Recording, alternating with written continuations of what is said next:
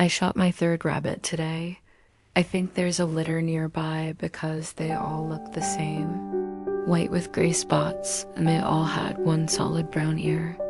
It was something out of a grubby Alice in Wonderland or a Playboy bunny at the end of Her Shift. I saw both of those in a shop in New York once. Back when we had money to travel.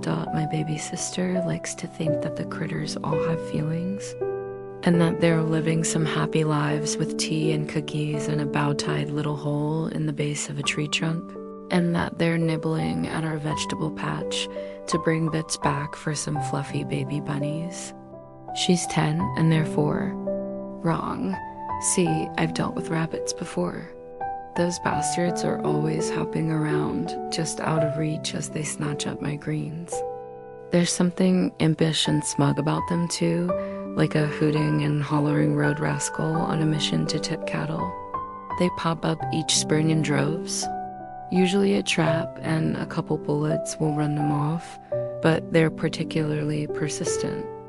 This year, when I shot the third one, I missed and only hit its ear, the white ear. It scrambled away and I lunged after it, kicking up dust around my boots. It took a minute, but I finally managed to grab it as I dove forward, forearms getting all scraped up in the dusty road just outside the barn fence. The creature squirmed and squeaked, and its ugly red eyes flashed with something much too violent for a grass-eater dot. It glared at me, so I snapped its neck. This one I skinned. My baby sister got sad when she poked at her stew and found it tender and sweet as only rabbit meat can be. She got even sadder when I gave her the new stuffy I stitched for her with its soft rabbit's fur. She stormed to her room, leaving her stew cooling on the oak table with dust in the cracks, and I sighed as she slammed the door. I don't know why I'd try with her dot later, though. I warmed her bowl and brought it for her, not wanting to waste the good meat or have her go to bed hungry. I found her in a puddle at the end of her bed, clutching her new rabbit stuffy. I thought, "You didn't like it," I say, handing her the bowl. After a sullen moment, she took it. I knew she was hungry. I have to let it die for something. It died so we could eat. What if it had a family? Sweet Jesus, there was a tear in her eye. I'm sure its brothers and sisters will come to terrorize us in its honor. Don't you worry about that, Bessie. Stop calling me that. But you have such beautiful round cow eyes. I poke her in the belly. She smiles reluctantly, and I have to reach out to stabilize her bowl before it tips top. My sister yawns as she picks at her stew, and I nudge her to finish the bowl. She does after a minute. Go to bed, I say to her. Usually she complains, but not tonight. She strokes the head of her rabbit as I pull the blanket up to her chin. I blew out the candle and left her be, the door creaking. As I shut it, my arm brushes against the frame, and I remember how they're rubbed raw from my wrestling earlier. We have one mirror in the house. It sits above the wash basin and is grimy from the steam baths that my sister insists on taking. Through the rust, my arms look purple in the firelight. I spit on them to rub the gravel away and take water from the barrel in my cupped hands. The rocks come away red. I don't like feeling dirty, even though I usually aim. There's dust everywhere in the cracks in the mirror, swirling at the bottom of the water basin and very likely in my blood for years now. My lungs certainly, my hair, under my breasts. Behind my eyeballs, the neighbors all say that the dust will pass. It's come before and it left before. Never this much, but that's to be expected. We just gotta look after our own, make sure we have enough to eat and enough good dirt to grow from. I pick a single rabbit hair out of the scrape in my wrist.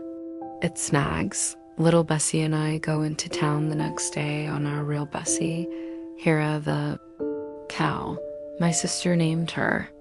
I wouldn't have bothered, but she's a good girl and just about part of the family by now. It'll be a shame when we have to put her down. As we ride in, we see the new pop-up shop selling color televisions. My sister wants one, and I tell her fat chance every time she brings it up. Like, we have money for that junk. It's just a fleeting fad anyway, Dad. It's not the Dust Bowl anymore, but where we live, the Dust Bowl never really ended. Our farms are stable but stale. Our dirt storms just stopped getting headlines, which some folks are mad about. But I think it's idiotic to pander to all those businessmen and politicians.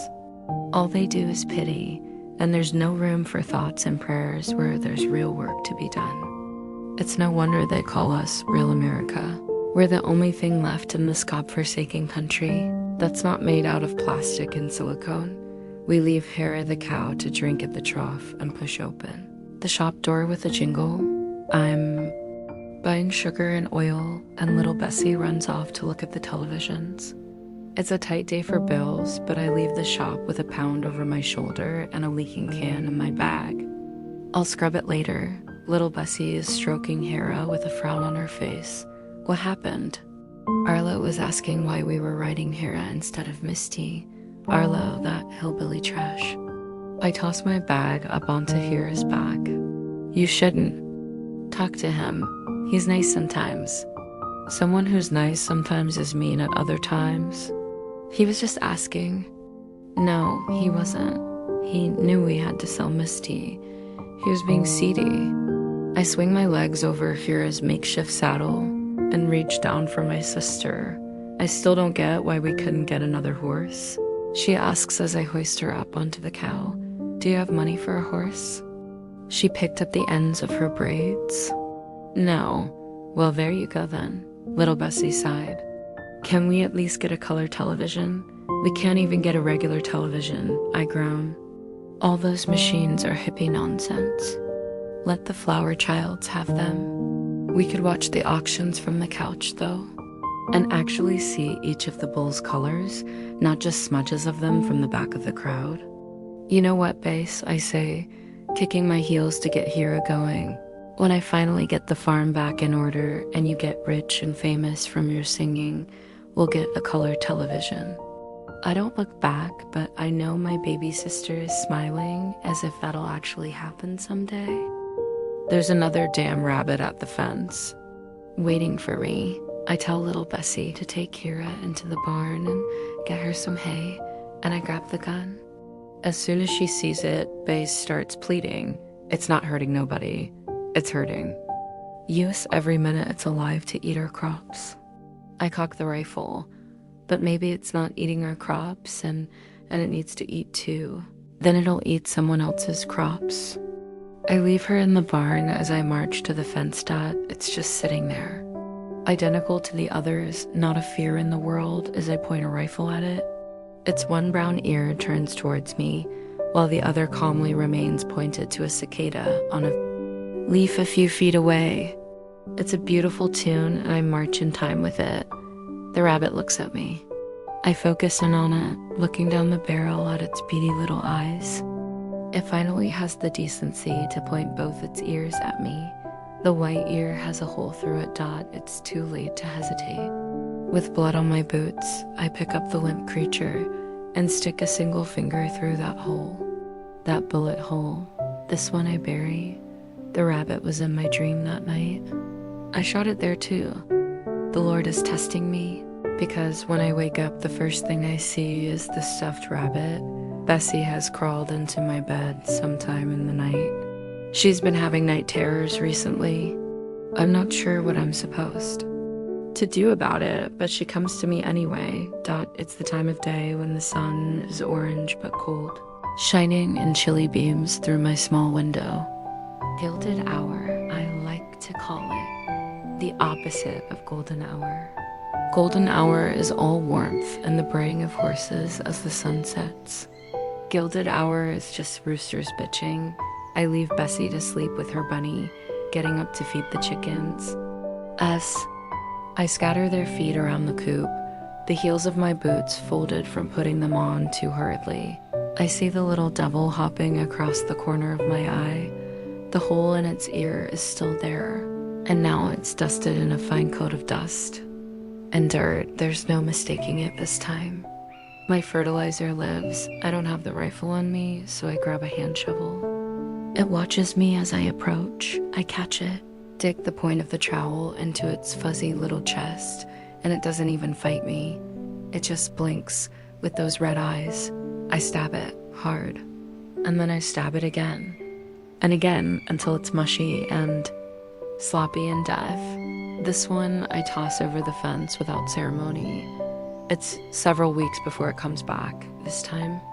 Enough time for Bessie and I to have to restock the sugar and for the new chickens to be born under a spring storm.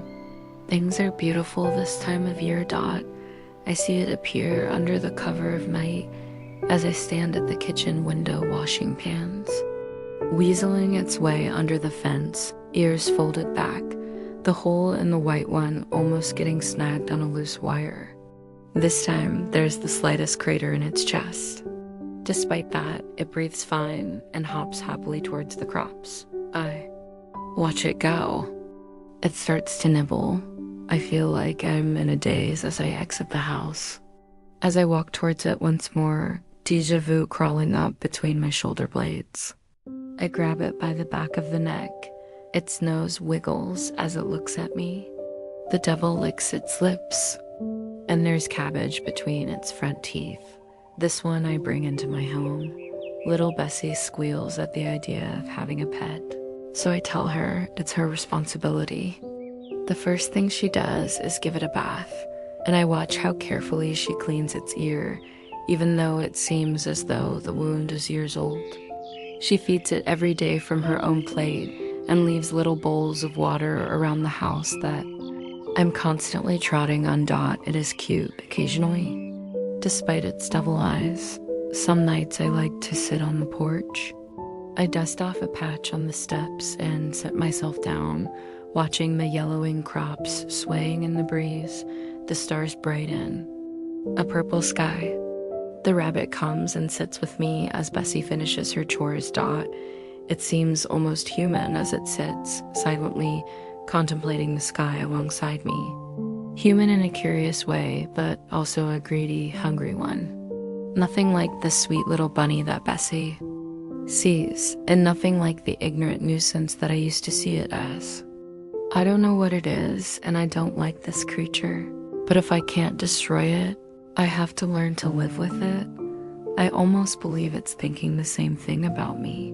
The house is empty now. Dot. No more farms. No more chickens and crops. And Hera. In fact, the house itself will be gone soon as well, sold to the land developers. Nobody has lived in this house for a long time, not really. It belonged to a family for many years, and then two sisters that couldn't really be called a family anymore. It seemed like the ghosts were the true tenants. Mr. Morgan sighs as he shuts the sale file. It's nice to read the history of such places, especially ones with such heartbreakingly tragic stories. It grounds him, makes him content to go home.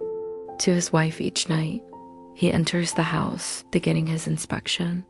It's an odd surprise to see it full of objects, chairs and shelves, pots, and a big oak desk. He trips over a small bowl of water just inside the threshold. Everything is covered in a layer of powder, and it looks sadly abandoned, a heartbeat thrumming weakly beneath the dust. He wonders where the sisters went. He opens the master bedroom door, if you can call it that, and is poked in the eyes by a sharp ray of cold sunlight.